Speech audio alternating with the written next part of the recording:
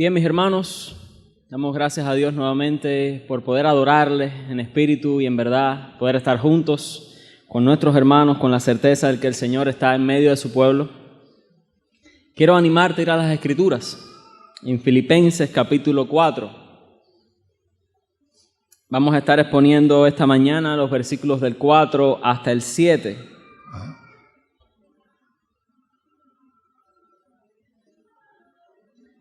Pero antes de leer y orar, quiero que pensemos en si es posible, consideremos esto, ¿no?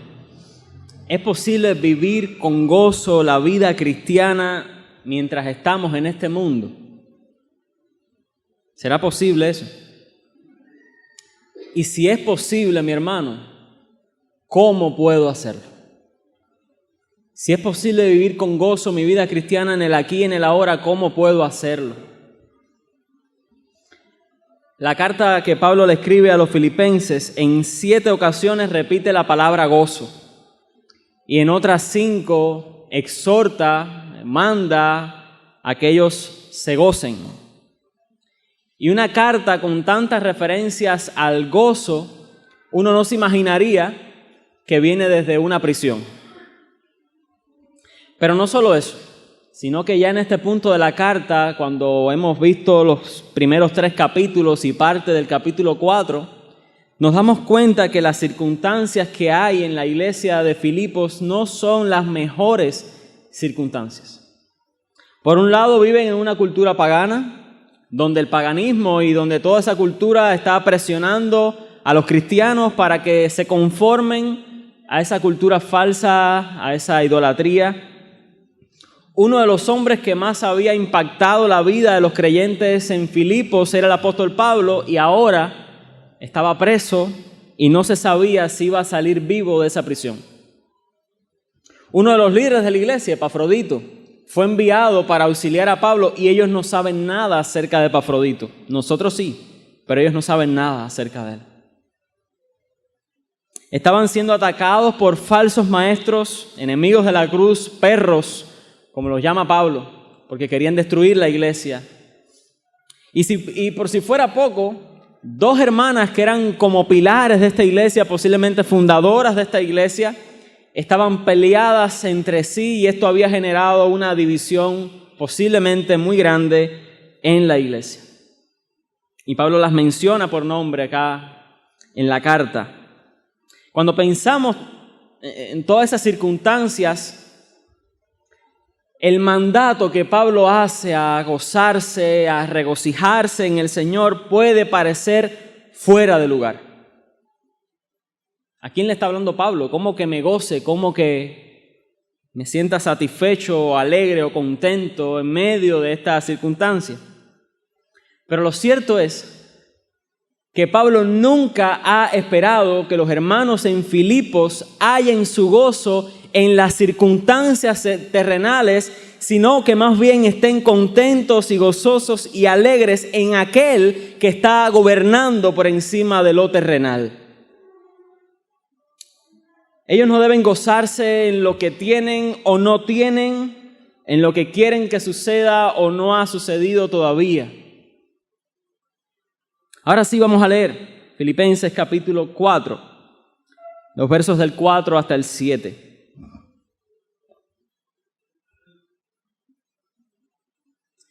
Regocijaos en el Señor, ¿cuándo? Otra vez digo, regocijaos. Vuestra gentileza sea conocida de todos los hombres. El Señor está cerca. Por nada estéis afanosos, sino sean conocidas vuestras peticiones delante de Dios en toda oración y ruego con acción de gracias. Y la paz de Dios, que sobrepasa todo entendimiento, guardará vuestros corazones y vuestros pensamientos en Cristo Jesús. Gracias por Jesucristo, Señor. ¿Qué esperanza de gloria tenemos nosotros, Señor? Nuestro gozo hoy se fundamenta, Señor, en que tú estás con nosotros y estarás con nosotros y nosotros habitaremos contigo por la eternidad. Te pedimos, Señor, rogamos, oramos a ti con súplica en esta mañana, que tu nombre sea glorificado, exaltado, magnificado, enaltecido, exaltado sobremanera, Señor, mientras escuchamos tu palabra.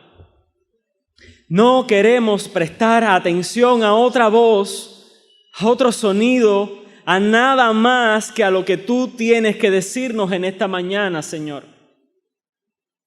Pero el instrumento que vas a usar es débil. No hay fuerzas en él, es insuficiente, Señor. Pero tú eres poderoso. Y ponemos nuestra mirada en ti en esta mañana, Señor. Y rogamos porque tú nos hables, porque necesitamos ansiosamente escuchar tu palabra, Señor, en nuestra condición. Y te rogamos que aquellos que la escucharán después sean impactados por tu evangelio. Y te pedimos, Señor, en esta mañana, por aquellos que llegan sin conocerte, aquellos que llegan engañados creyendo que ya te conocen. Amado Dios, revélate a sus vidas, revélate a sus corazones, porque un día toda rodilla se doblará y confesará que tú eres el Señor. Qué apropiado es para nosotros que desde ya estemos de rodillas ante ti, Señor. Guíanos en esta mañana, que esta predicación adore tu nombre y promueva la adoración de tu nombre. Te lo pedimos, Señor, entendiendo que no podemos exigirte nada y demandarte nada, porque el soberano y el que se sienta en el trono eres tú, no nosotros. No a nosotros, oh Dios, sino a tu nombre sea la gloria. Oramos a ti en el nombre de Jesucristo. Amén. Este es un pasaje curioso y me pasé la semana entera, como es de esperarse, ¿no?, leyendo este texto, y no fue hasta el último momento cuando pude realmente comprender lo que Pablo estaba diciendo. Tenemos dos mandatos: regocijaos, vuestra gentileza sea conocida delante de los hombres. En el medio hay una declaración, es una verdad que está siendo expuesta delante de los filipenses: el Señor está cerca. Y luego hay otro mandato con un resultado. Quiero que vayamos caminando a lo largo de este texto exponiendo cada una de estas verdades. Fíjense cómo comienza: regocijaos en el Señor siempre. Y esto nos viene inmediatamente después de que veamos el caso de Evodia y de Síntique, el asunto que Pablo trata con tanta intención en toda la carta. Pablo hace esta exhortación al gozo y al regocijo en otras ocasiones en la carta. Por ejemplo, en el capítulo 2, versículo 18, dice: asimismo, gozaos y regocijaos también vosotros conmigo. En el capítulo 3, versículo 1 dice: hermanos, gozaos en el Señor. Y ahora lo vuelve a repetir: gócense en el Señor, regocíjense en el Señor. Lo que produce el gozo en la vida del cristiano no es entonces el componente terrenal, sino aquel que gobierna sobre lo terrenal. No es la circunstancia, sino el Dios eterno, amoroso, bondadoso, que gobierna sobre las circunstancias. Por eso la insistencia: gózate en el Señor. Es el Señor Jesucristo entonces el motivo de gozo del cristiano. En la vida cristiana no hay otro gozo, no hay mayor satisfacción, no hay mayor plenitud, no hay mayor deleite que el mismo Señor Jesucristo. Gozosos en el Señor deberíamos entonces vivir. No es una opción. Fíjense que Pablo nos está declarando que es un mandato. Es una orden directa a nosotros. Así como anteriormente había mandado a que estemos firmes en el Señor, ahora nos ordena a que nos gocemos en el Señor. Lo bueno de esto es que, y se los comentaba a los hermanos ancianos el viernes cuando veíamos este pasaje, es que a veces nos mandan a hacer cosas que no nos agradan, ¿verdad?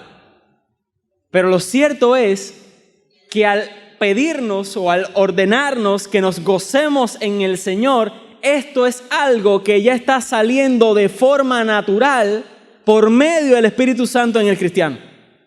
Simplemente nos está diciendo Pablo, no dejes de dar fruto del Espíritu, sino que en ti, en tu corazón, habite el gozo del Señor. Sigue creciendo en el gozo del Señor. Y hay plenitud de gozo en el Señor, ¿sí o no? Hay deleite en su presencia. Esto es algo agradable, esto es algo deleitoso. Pero es pecado entonces no gozarnos en el Señor. No sé si lo habías pensado así antes, pero es pecado no gozarte en el Señor. Y lo que va a suceder es que cuando no te comiences o cuando no estés gozándote en el Señor, otros dioses falsos van a aparecer para que tú te goces y te deleites en ellos. Y ellos te van a prometer lo mismo que el Dios de la Biblia te promete, pero no lo pueden cumplir. El dinero te va a prometer paz, pero no puede darte paz. El pecado te va a prometer placer, pero no puede darte el gozo que el Señor te da. Por eso el llamado de Pablo es tan importante. Gózate, pero en el Señor. Deleítate, pero en el Señor. El ser humano, en su condición caída después del pecado en Génesis 3, necesita 3 cosas para sentirse momentáneamente, y resalto la palabra momentáneamente feliz. Sea poder, posesiones o placer. Si tiene alguna de esas 3 cosas, aunque no tenga las 3, pero si tiene al menos una, tiene un momento de felicidad. Tiene un momento efímero de gozo. Pero resulta que ninguna de esas cosas satisface por completo. Los poderosos siempre tienen a alguien más poderoso que está por encima de ellos. Y los más poderosos tienen que consultar con otros para tomar sus decisiones. Las posesiones nunca sacian, porque el corazón del hombre siempre quiere más. No sé si te ha pasado que te han regalado algo y dices, ay, esto es lo que tanto anhelaba. Y después de 2 meses, eso que tanto anhelabas está tirado en un rincón de la casa que tú no sabes ni dónde está. Incluso los placeres que nos resultan en un principio tan deleitosos, tan llamativos, que pensamos que nos vamos a poder pasar la vida entera disfrutando de ellos, llega el momento en que nos resultan aburridos y vanos. Así de perdido está el corazón del hombre. Y está tan perdido porque el Dios que lo ha creado, lo ha diseñado para que encuentre su gozo, no en posesiones, no en poder, no en placer, sino en Dios mismo que lo ha creado. Por eso el cristiano vive una vida diferente a la que vive el mundo, mi hermano.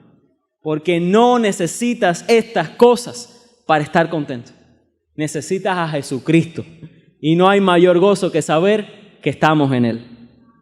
El cristiano puede estar gozoso entonces porque su alegría descansa sobre aquel que es poderoso, el verdaderamente poderoso que gobierna y sostiene el universo. Porque su alegría descansa sobre aquel que puede reclamar cada milímetro del universo y decir, esto es mío.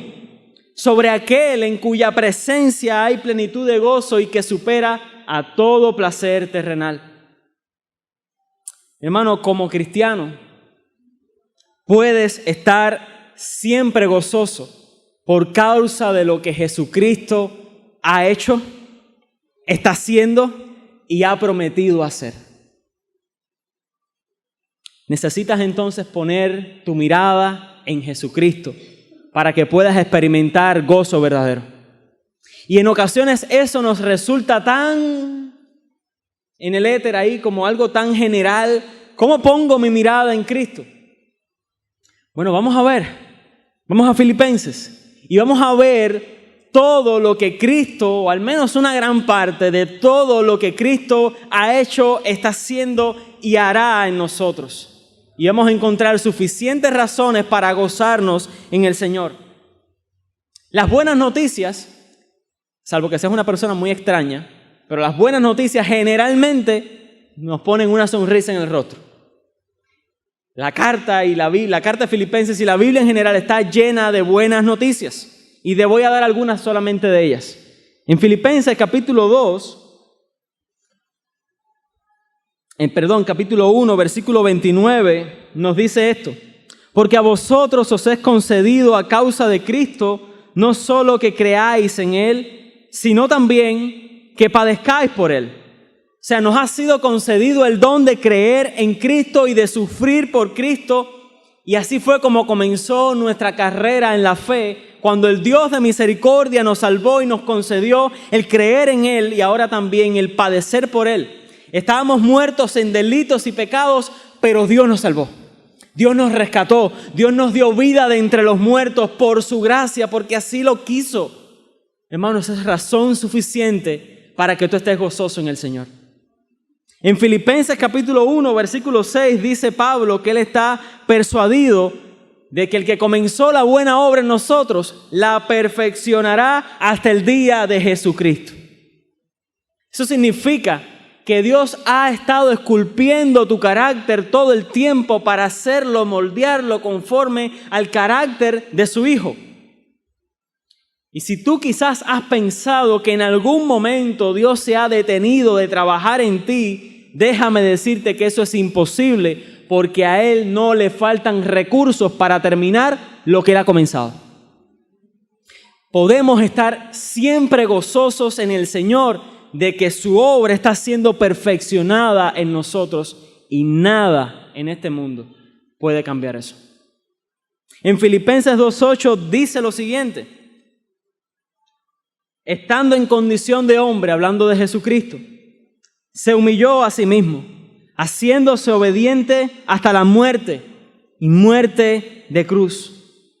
Siempre puedes gozarte en Jesucristo, porque Él ha muerto por tus pecados. Tu pecado fue clavado en la cruz y por medio de la fe su justicia vino sobre ti. Y eso es una realidad, mi hermano, que nada en este mundo puede cambiar o traspasar o trastornar. Delante de nuestro Señor podemos vivir con gozo porque siempre podemos llamarnos hijos de Dios. Mi deuda para siempre quedó saldada en aquella cruz. Para siempre. Ya no hay más condenación para los que están en Cristo Jesús. Mi pecado sobre el madero, su justicia fue sobre mí. Y como Él ha resucitado de los muertos, yo seré resucitado de los muertos, y donde Él está sentado, yo estaré sentado. Esa es la esperanza y el gozo del cristiano. Pero también me gozo en el Señor cuando miro hacia el futuro, porque mi nombre, al igual que el nombre de Bodia y de Cinti, que está escrito en los cielos. Quizás ahora tú estás preocupado porque tu nombre no está en la lista de los más famosos, de los más bonitos, probablemente no está ni en la lista del gas, y eso puede ser. Pero por encima de eso, mi hermano, nuestro nombre está escrito en el libro del Cordero, y tu nombre nunca será borrado de esa lista, mi hermano.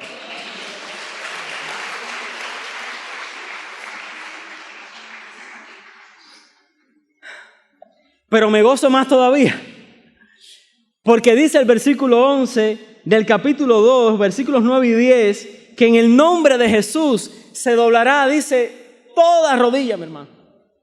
Toda rodilla y toda lengua, dice, que confesará que Jesucristo es el Señor, y mi rodilla en aquel día será doblada, pero con un gozo indescriptible. Porque desde ya las estoy doblando para decir con mis labios y con todo mi corazón que Jesucristo es el Señor, mi hermano. Entonces nos damos cuenta que a los filipenses necesitaban este tipo de exhortación. Necesitaban comprender que por encima de las discusiones, por encima de las preocupaciones, por encima de sus circunstancias, hay uno que es poderoso para cumplir lo que ha prometido. Y ese es Jesucristo. Cuando leemos entonces el versículo 5 que dice, vuestra gentileza sea conocida de todos los hombres, empezamos aquí a conectar que el gozo no va de la mano con el pleito. El gozo no va de la mano con la contienda. El gozo, que es el fruto del Espíritu, no va de la mano con la disensión. Y Pablo dice, vuestra gentileza, vuestra bondad, vuestra benignidad sea conocida, dice, de todos los hombres. Esta iglesia, que estaba claramente dividida por causa de estas dos hermanas, no le estaba dando al mundo un buen testimonio de la fe cristiana. No le estaba dando al mundo un testimonio de unidad, sino que le estaba dando al mundo un testimonio de pleito, contienda y disensión. Y aunque Bodhi y Sintik eran parte del problema, ellas habían reproducido su problema en otros, como vimos en el sermón anterior. Una iglesia entonces que dentro de ella misma vive en desunión, vive en pleito, vive donde cada uno de los creyentes vive para su propio reino, para su propia gloria, para su propio interés, donde dejamos que la contienda que tengo con mi hermano permanezca sin resolverse. Esa iglesia, a la corta o a la larga, va a perder su capacidad de testificar y demostrar a Jesucristo.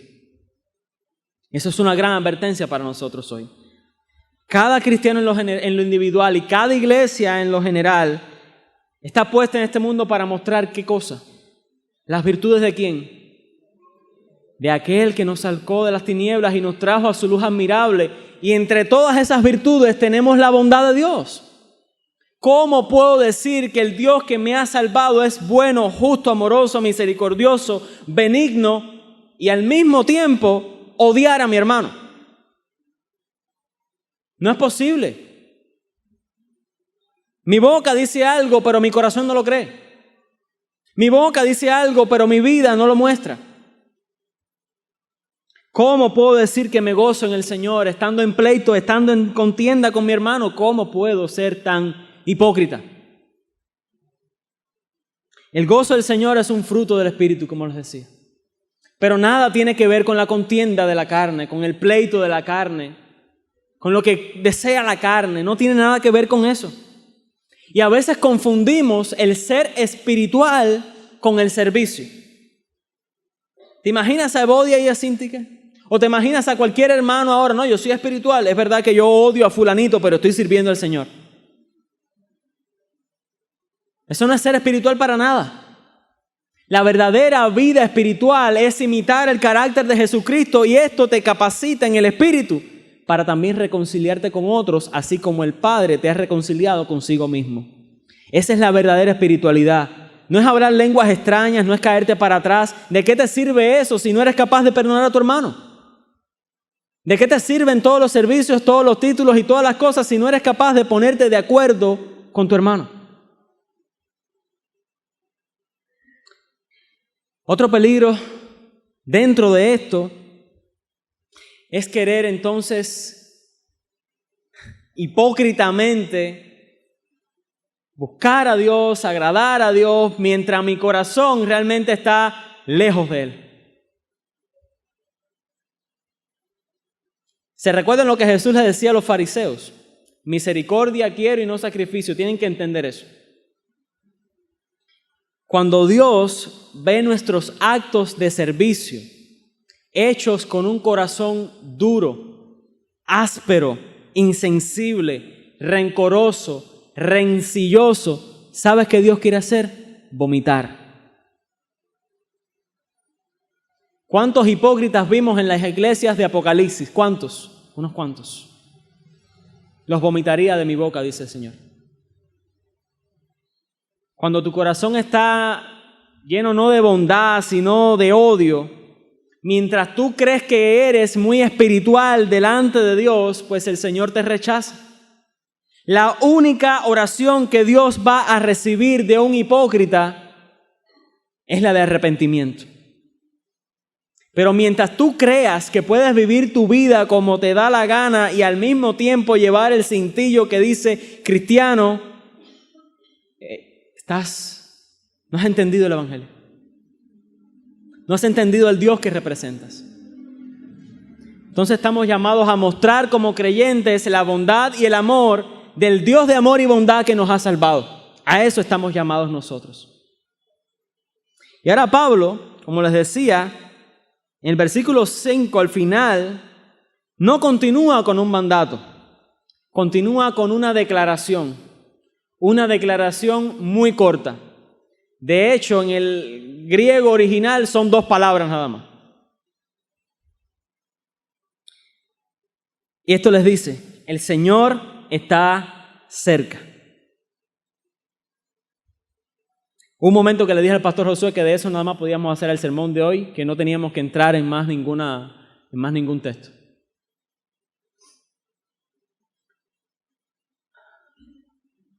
Con esta declaración que está en medio de los grandes mandatos que hay en esta parte, Pablo nos da 2 tremendos ánimos para vivir con gozo en este mundo. Lo primero es que el Señor está cerca, y eso en primer lugar significa que el Señor está cercano, que el Señor está próximo, que está, en el caso de los filipenses, está junto a los filipenses. Y como pueblo de Dios que está lidiando con incertidumbre, con falsos maestros, con división y con oposición de afuera también, Pablo les da entonces esta razón para que ellos realmente vivan con gozo y bondad. El Señor está con ustedes. Esto era algo que los filipenses tenían que poner en perspectiva. El Señor no está lejos, el Señor no está ausente, sino que tenemos que entender que está justo a nuestro lado. Y eso no es triunfalismo barato. Este no es el triunfalismo de el Señor está contigo, va a prosperar tu negocio y todo te va a ir bien. No es triunfalismo barato.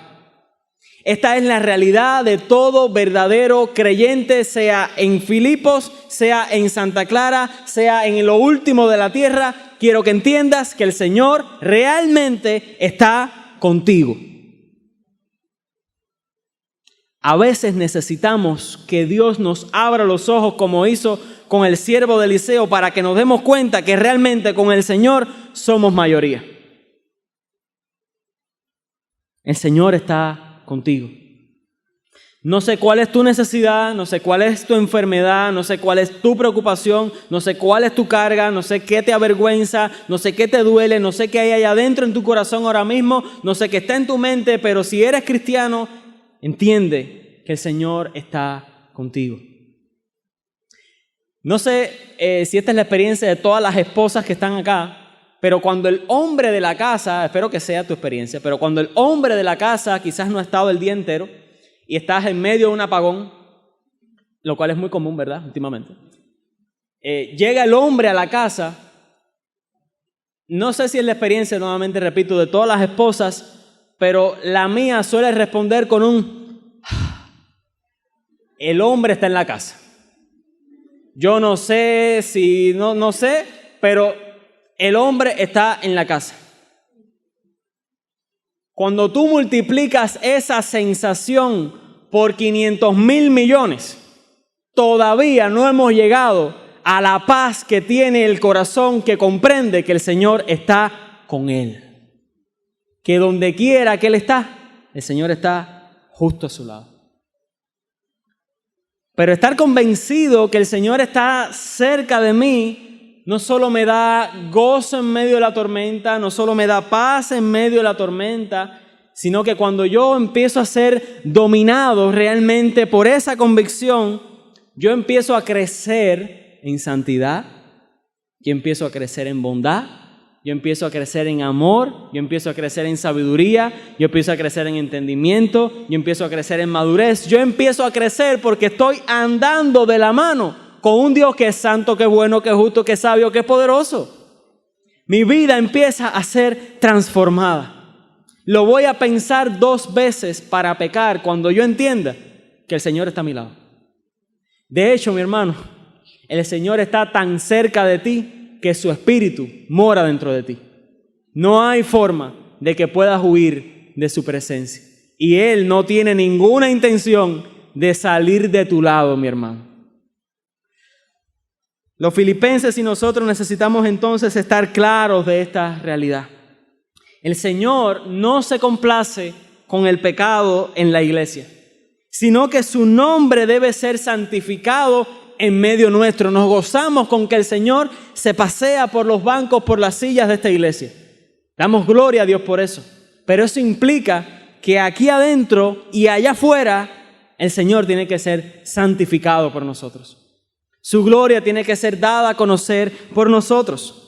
Una iglesia que esté consciente de que el Señor está cerca, no le pregunta a la gente cómo quieren que funcionen las cosas, sino que le dice a la gente cómo Dios ha dicho que las cosas funcionan, porque el importante, el glorioso y el que debe ser agradado es Dios. La iglesia es del Señor y Él es quien determina lo que debe o lo que no debe hacer una iglesia. Y tú no eres tuyo, tú eres del Señor. Y eso implica que todo lo que tú hagas tiene que ser para la gloria del Señor. Y esta es solamente una de las aristas cuando pensamos de que el Señor está cerca. La otra es que al decir que el Señor está cerca, realmente también estamos pensando, como Pablo también está pensando, en que el Señor viene. Ahorita cantábamos Cristo volverá y quizás en tu mente la cantaste de una forma romántica, de una forma porque suena muy bonito, porque la música me emociona. No. Eso está bien, pero por encima de eso, esa es la mayor verdad sobre la cual se sostiene la iglesia. Jesucristo regresará por su iglesia. Unos versos más arriba, Pablo le dice a los filipenses que nuestra ciudadanía no está aquí, está en los cielos. Y que de los cielos estamos esperando a nuestro Señor y Salvador Jesucristo.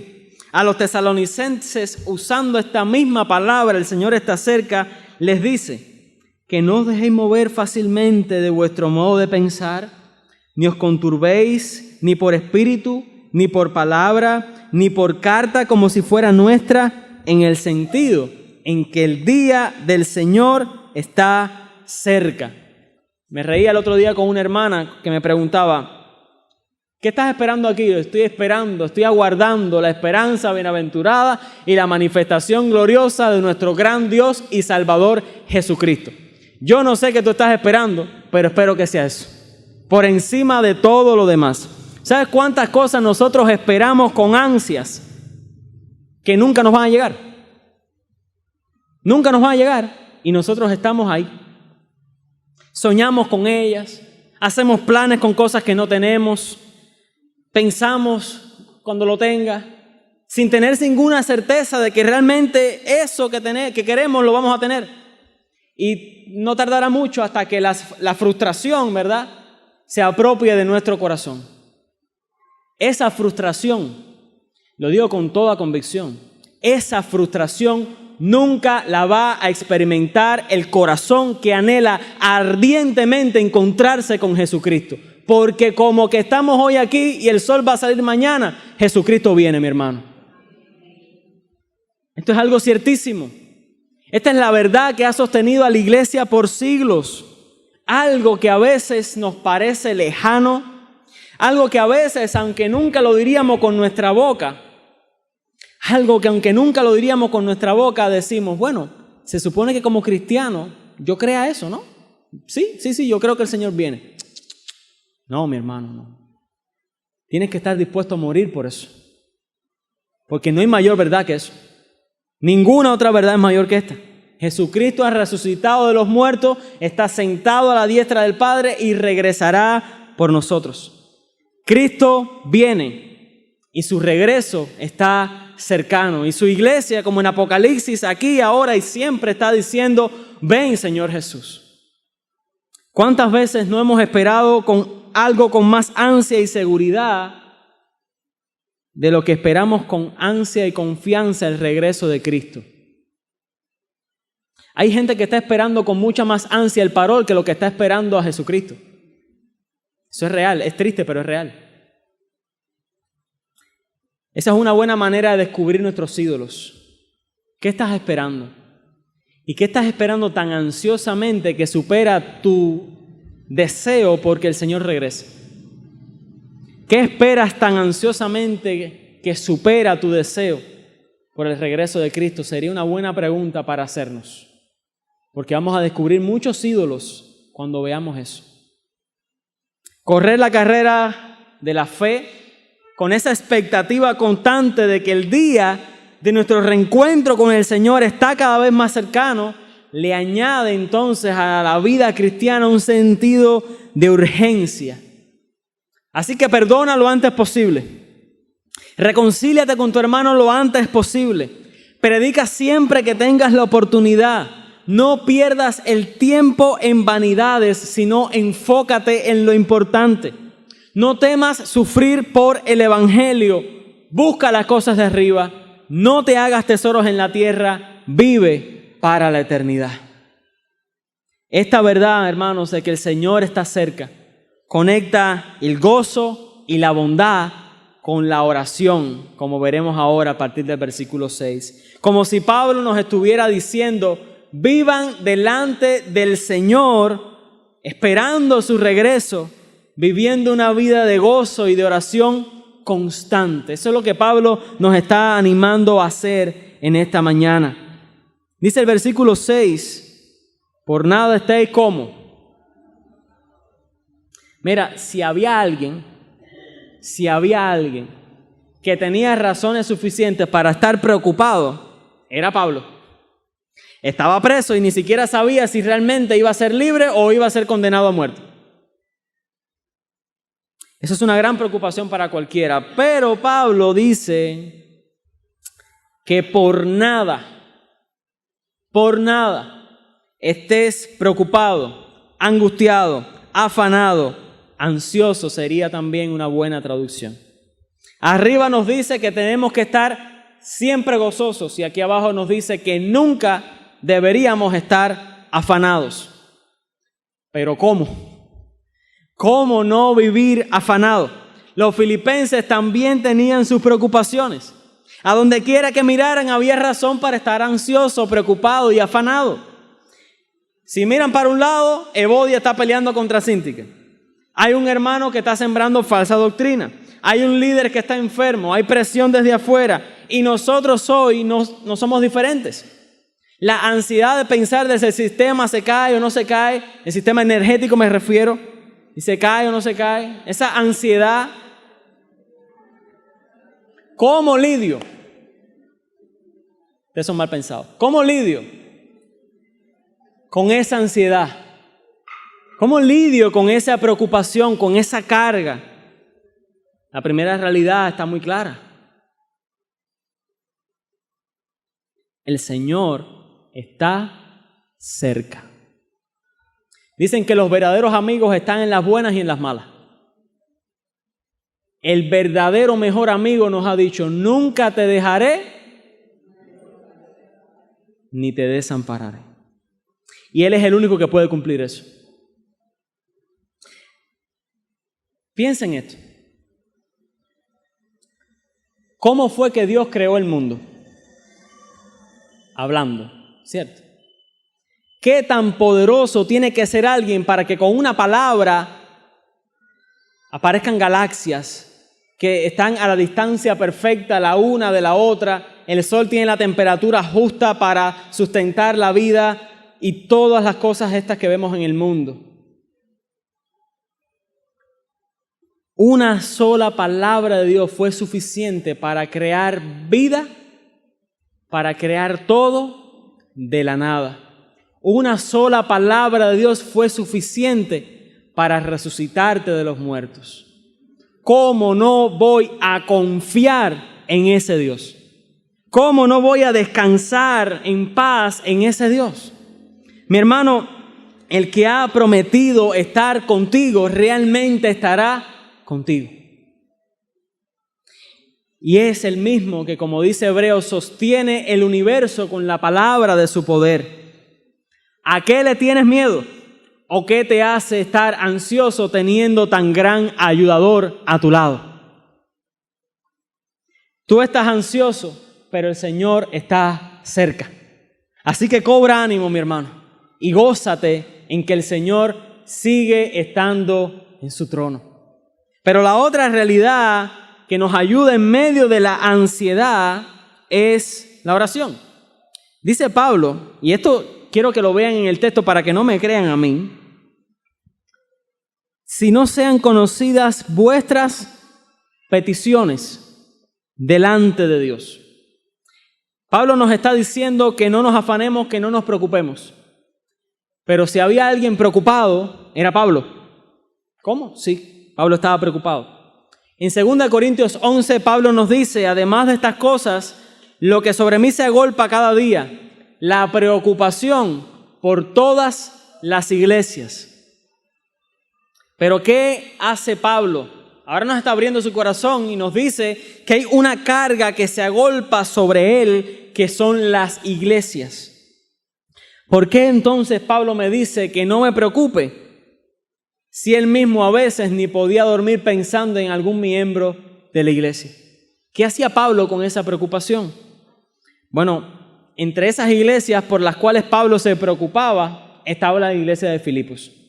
Y en el capítulo 1 de Filipenses, el versículo 4 nos dice lo siguiente: siempre en todas mis oraciones, rogando con gozo por todos vosotros.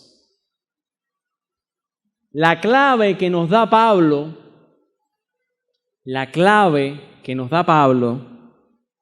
para lidiar contra la ansiedad, la preocupación, el afán, es convertir nuestras preocupaciones en peticiones a Dios. A partir de hoy tú vas a aprender a decir que ya no tienes preocupaciones.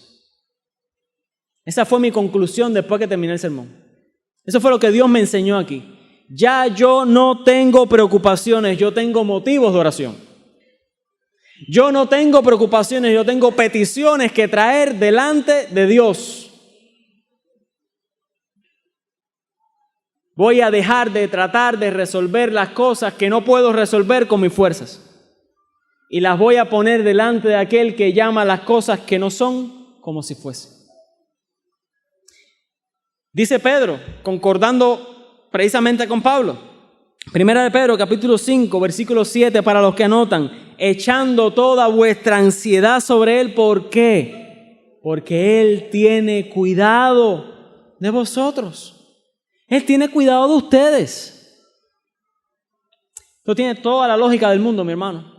Pero la realidad a veces nos ofusca y nos ciega, ¿no? Si hay un Dios que me ama, si hay un Dios que me cuida, si hay un Dios que ha prometido estar conmigo hasta el final, lo sensato es que mis preocupaciones sean conocidas delante de Él. Sus recursos son inagotables. Su amor para contigo es eterno. Nadie te va a comprender como Él. Lo que para nosotros es una gran mochila de piedras delante de Dios no es nada, porque el universo entero cabe en el hueco de su mano. La razón por la que a veces, hermanos, entonces vivimos afanados es porque no oramos. Sencillamente por eso. Pero la razón por la cual no oramos no es falta de tiempo. No me digas más que no tienes tiempo para orar. No es que vivo trabajando mucho y llego a mi casa cansado. No te engañes a ti mismo. Esas son excusas baratas. La razón por la que muchas veces no oramos es por algo que nunca diríamos con nuestro labio. Y es que a veces no creemos que Dios realmente nos está escuchando. A veces creemos que nuestras palabras están en el aire ahí flotando y que realmente Dios no nos está escuchando cuando oramos. O a veces tristemente llegamos a creer que si nos está escuchando no le importa. Nunca lo dirías con tus labios, pero tengo que decirlo yo porque a veces ese pensamiento está en tu corazón.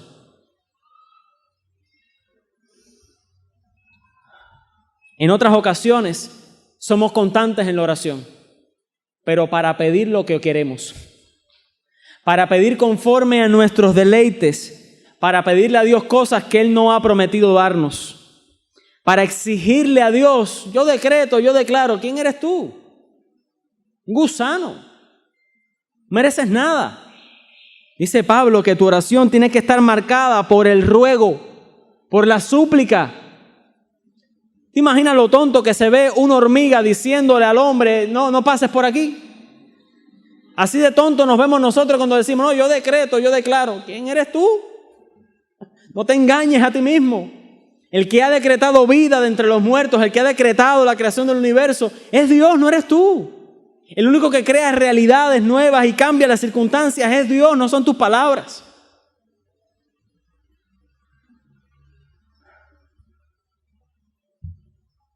¿Cuándo fue la última vez que le pediste al Señor, venga a tu reino, hágase tu voluntad, así en el cielo como en la tierra? Por encima de cualquier otra petición que hayas hecho. ¿Cuándo fue esa la primera? Dios nos ayude a traer delante de Dios todo clamor, toda preocupación, toda carga con fe, con oración y ruego, con acción de gracias. ¿Por qué con acción de gracias? Porque es un privilegio acercarme al trono de la gracia con la confianza de que el Señor me va a recibir. Pero con acción de gracias porque tengo la confianza de que el Señor realmente me va a escuchar y va a atender mi petición.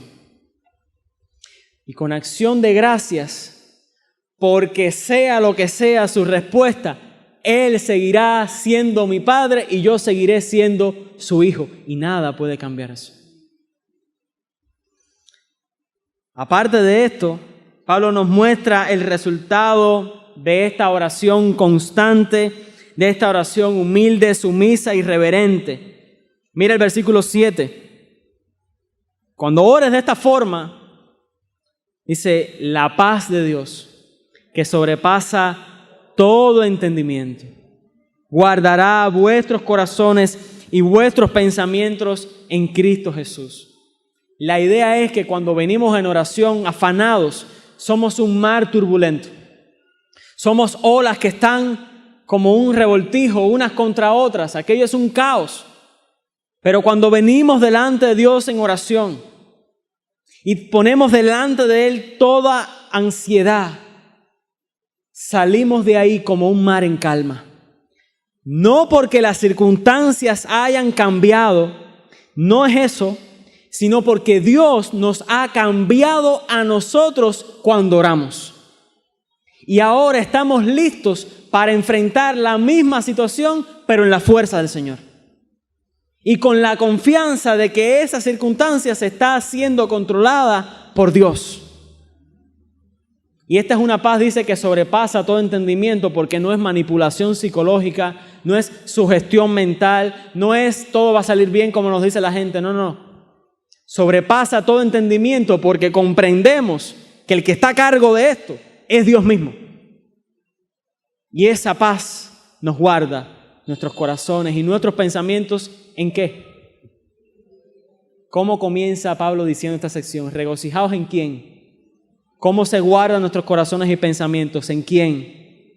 ¿Entiendes que Cristo es el principio y el final y lo que está en el medio de tu vida, mi hermano?